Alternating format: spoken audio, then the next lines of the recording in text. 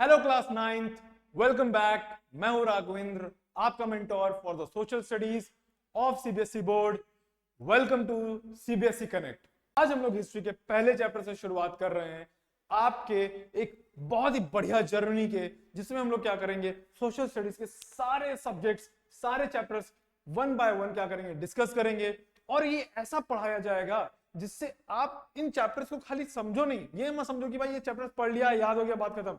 आप इन चैप्टर्स को जियो, मतलब आप समझो, आप इन चैप्टर्स में रहो, उसमें मौजूद रहो कि भाई आपके सामने सब कुछ हो रहा है। मतलब फ्रेंच रेवोल्यूशन जो हो रहा है वो आपकी आंखों के सामने हो रहा है, ऐसा पढ़ाई होगी। अब बस क्या करना है, आपको इस चैनल को सब्सक्राइब करना है और अपने फ्रेंड्स के साथ शेयर करना है और बने रहना है हमारे साथ। ठीक है, आज हम लोग क्या देख रहे हैं, फ्रेंच रेवोल्यूशन क्या है। देखिए, फ्रेंच रेवोल्यूशन जाने से पहले आप समझो, आने वाली अपकमिंग वीडियोस में हम लोग क्या डिस्कस करेंगे कि फ्रेंच रेवोल्यूशन क्या है, कैसे किस सोसाइटी ने, कैसे आपकी फ्रेंच सोसाइटी बटी हुई थी, कैसे किंग के बहुत ही हार्श डिसीजंस थे जिसने फ्रेंच के लोगों को क्या किया, फ्रांस के लोगों को किंग के अगेंस्ट खड़ा कर दिया। रॉबस्पियर क्या था, जैकोबियन क्लब्स क्या थे, ये सारी चीजें हम लोग क्या करेंगे, आने वाली कमिंग वीडियोस में पढ़ेंगे।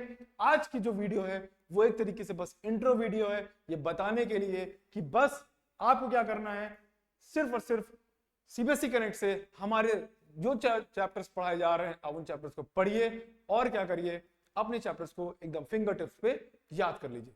चलिए ठीक है, तो हम लोग क्या देखेंगे कि भाई फ्रेंच रेवोल्यूशन, अगर हम देखें सिंपल चीज क्या, फ्रेंच रेवोल्यूशन अगर देखा जाए तो फ्रेंच रेवोल्यूशन कहां पे होगा, कॉमन सेंस है, फ्रांस में होगा।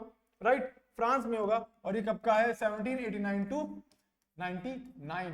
1789 टू 1799, ये 10 सालों के बीच में आप देखते हो फ्रांस में बहुत सारे चेंजेस आते हैं।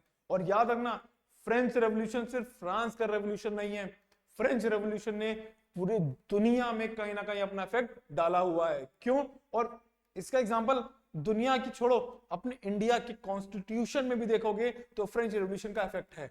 ठीक है, वो आने वाले टाइम पे हम लोग बात करेंगे कि कहां पे इंडियन कॉन्स्टिट्यूशन, हमारे संविधान में भी आप देख रहे हो कि फ्रेंच रेवोल्यूशन से कुछ लिया गया है, जिसने मतलब फ्रेंच रेवोल्यूशन हुआ 1789 में और 1947 में हम आजाद होते हैं, तो हम अपने कॉन्स्टिट्यूशन में भी फ्रेंच रेवोल्यूशन के कुछ पार्ट लेके आते हैं।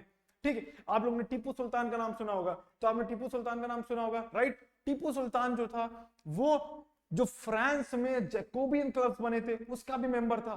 मतलब आप समझ रहे हो, जैकोबियन क्लब जब फ्रेंच रेवोल्यूशन हो रहा था उस क्लब का मेंबर हमारे इंडिया में टीपू सुल्तान था। मतलब इंडिया की पॉलिटिक्स भी, इंडिया की हिस्ट्री भी फ्रेंच रेवोल्यूशन से जुड़ी हुई है। मतलब वही मैं कह रहा हूं कि भाई हिस्ट्री वैसे नहीं पढ़ी जाएगी कि भाई वे वन वन लाइन पढ़ लिया बात खत्म हो गई। हिस्ट्री ऐसे पढ़ो कि जी रहे हो उसमें। राइट, अब फ्रेंच रेवोल्यूशन क्या है, फ्रेंच रेवोल्यूशन भाई, अगर आप सिंपल सा सो रहे हो ना, आप ये सोचो आप सो रहे हो और आपके सामने से पूरी आर्मी जा रही है, तो आप भी तो डर जाओगे। राइट, कि भाई ऐसा क्या हो गया कि आपके घरों के सामने से आर्मी मार्च कर रही है। सेम ऐसा ही फ्रांस में होता है। 1789 में लोग सो रहे थे, लोगों को लगा कि भाई आर्मी का एकदम मार्च हो रहा है, और ये ऐसा र्यूमर फैल गया। र्यूमर मतलब क्या होता है, अफवाह फैल गई कि भाई किंग ऑर्डर दे सकता है कि मार दो सबको। ठीक है, अब कॉमन सेंस है, अगर आपको लगेगा कि आपका किंग ऑर्डर दे रहा है आपको मार दो सबको, या तो आप बचाओगे अपने आप को, जान बचाने के लिए भागोगे, या फिर आप क्या करोगे, रिवोल्ट करोगे। तो यही है क्या, फ्रेंच रेवोल्यूशन। फ्रेंच रेवोल्यूशन में और क्या क्या चीजें थी भाई, और ये था कि भाई लोग बहुत ही एक्सट्रीम पॉवर्टी में रह रहे थे। ठीक है, तो अगर हम बात करें कि फ्रेंच रेवोल्यूशन के क्या क्या कॉजेस थे, तो आज हम लोग इस इंट्रो में सिर्फ कुछ मेजर कॉजेस समझते हैं कि भाई फ्रेंच रेवोल्यूशन में ऐसा क्या हो रहा था कि भाई ये कुछ कॉजेस ऐसे थे जिन्होंने क्या किया, फ्रेंच रेवोल्यूशन को कॉज किया। ठीक है, इसमें पहला अगर कॉज पूछा जाए तो सिंपल चीज क्या थी, आपको पता है, सोशल इनइक्वालिटी।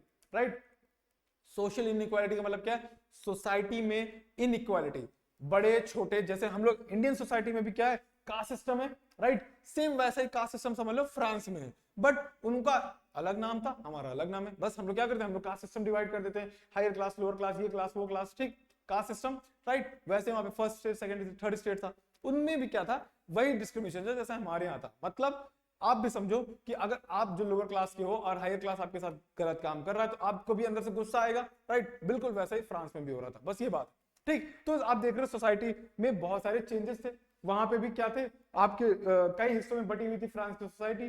जो अपर दो क्लासेस थी वो बहुत ही मजे से रहती थी, जो लोअर क्लास थी जिनको पीजेंट्स बोलते हैं, वर्कर्स बोलते हैं, राइट, वो क्या कर रहे थे, वो सर्व कर रहे थे अपर दो क्लासेस को। ये एक प्रॉब्लम थी, एक मेजर कॉज था। दूसरा मेजर कॉज क्या हो सकता है, कहीं पे भी अगर कहीं पे रिवोल्ट होगा तो वहां की एक और रीजन होगा, वो है इकोनॉमी, पैसा नहीं होगा। अभी आप लोगों ने रिसेंटली सुना होगा श्रीलंका में भाई लोगों ने सिविल वॉर शुरू कर दिया, सरकार के खिलाफ आवाज उठानी शुरू कर दी। क्यों? क्योंकि भाई श्रीलंका के पास भी पैसा नहीं बचा। मतलब इकोनॉमिक प्रॉब्लम होगी, क्योंकि इकोनॉमिक प्रॉब्लम होगी तो उससे क्या होगा, महंगाई बढ़ जाएगी। अगर लोगों के पास पैसा नहीं है और मार्केट में सामान भरा पड़ा है, या आपकी डिमांड ज्यादा है बट पैसा नहीं बचा, तो क्या होगा, महंगाई आ जाएगी, आपको हर चीज महंगी लगने लगेगी। अगर आपके जेब में क्या है, अगर आपकी जेब में 4 रुपए है और आपके सामने कोई चीज पड़ी वो 5 रुपए की, तो आपको भी वो भी महंगी लगेगी। यानी इकोनॉमी भी प्रॉब्लम होगी, या इकोनॉमी भी एक कॉज हो सकता है किसी भी रेवोल्यूशन का, राइट। तो क्या होता है कि आप देखते हो फ्रांस में भी कई सारी इकोनॉमिक प्रॉब्लम थी। पहला क्या था, वहां का किंग एकदम पागल हो गया था। वो क्या करता था, बहुत पैसे खर्च करता था, लग्जूरियस लाइफ जीता था, जबकि आम जनता क्या थी, गरीबी के नीचे जी रही थी, उनके पास ब्रेड खरीदने तक के पैसे नहीं थे। बट जो किंग था वो अपने पैलेसेस के ऊपर खर्च कर रहा है, अपनी वाइफ के ऊपर खर्च कर रहा है, और उसने क्या किया था, कई वॉर्स लड़ रहा था, और उसने इनफैक्ट अमेरिकन सिविल वॉर में भी अपना पैसा लगा रखा था। मतलब उसने उसमें पार्ट लिया था, उसमें पैसा भी लगेगा, कॉमन सेंस से पार्ट लिया यानी पैसा लगा, ठीक है। तो यानी कि आप देख रहे हो कि ये चीजें थी जो इकोनॉमी के टर्म्स में देखा जाए कि भाई फ्रांस में ये प्रॉब्लम क्रिएट कर रही थी। फिर आप देख रहे थे कि भाई वहां पे कई सारे नए फिलोसफर्स भी आ रहे थे, जिन्होंने लोगों को बताया कि भाई किंग जो है वो आपके साथ गलत कर रहे हैं, और किंग जिस तरीके से आप लोगों को दबा रहे हैं, आपको कुछ नहीं दे रहे हैं और अपना अय्याशियां कर रहे हैं, पैसे खर्च कर रहे हैं, ठीक है। तो वो क्या कर रहा था लोगों को। अब भाई देखिए इंडिया में भी क्या, इंडिया में अगर हम लोग पढ़ेंगे, इंडिया में देखें तो ये जो वो होते हैं, क्या कहते हैं जिनको बोलते हैं ना हम लोग, नारे होते हैं कि भाई जैसे सुभाष चंद्र बोस ने बोला तुम मुझे खून दो मैं तुम्हें आजादी दूंगा, ऐसा बोला, इनकलाब जिंदाबाद, ये सारी बातें हुई। ये क्यों बोली गई, इसलिए बोली गई ताकि लोगों के अंदर क्या हो, एकदम खून खोले कि भाई ये क्या कर रहे हो मेरे साथ। बिल्कुल वैसे ही इन सारे अभी आगे चल के आप जितने भी फिलोसफर्स पढ़ोगे, इन फिलोसफर्स ने क्या किया, कई सारे स्लोगन्स लिखे, कई सारी पोएम्स लिखी और कहानियां लिखी, जिससे लोग क्या हो गए, लोगों को लगा कि भाई हमको अपने फ्रेंच रेवोल्यूशन में पार्ट लेना चाहिए, सरकार को हटाना चाहिए। और आखिरी में आप देखोगे किंग को मारा भी जाता है, ठीक है, गिलेटन विलेटन करके। तो यानी कि आप समझ लो कि ये चीज हो गई। क्या ये था फ्रेंच रेवोल्यूशन का छोटा सा इंट्रो। अब हम लोग क्या करेंगे, अपकमिंग वीडियोस में इनके ऊपर डिस्कशन करेंगे कि भाई आखिर क्या था फ्रेंच रेवोल्यूशन, क्या क्या प्रॉब्लम्स हो रखी थी वहां पे, ठीक है, और कैसे सारी सोसाइटी ने, कैसे वुमेन्स ने इसमें इंपॉर्टेंट रोल प्ले किया। तब तक के लिए क्या करो भाई, इस चैनल को सब्सक्राइब करो और पढ़ते रहो और अपना ख्याल रखो। Thank you. डन।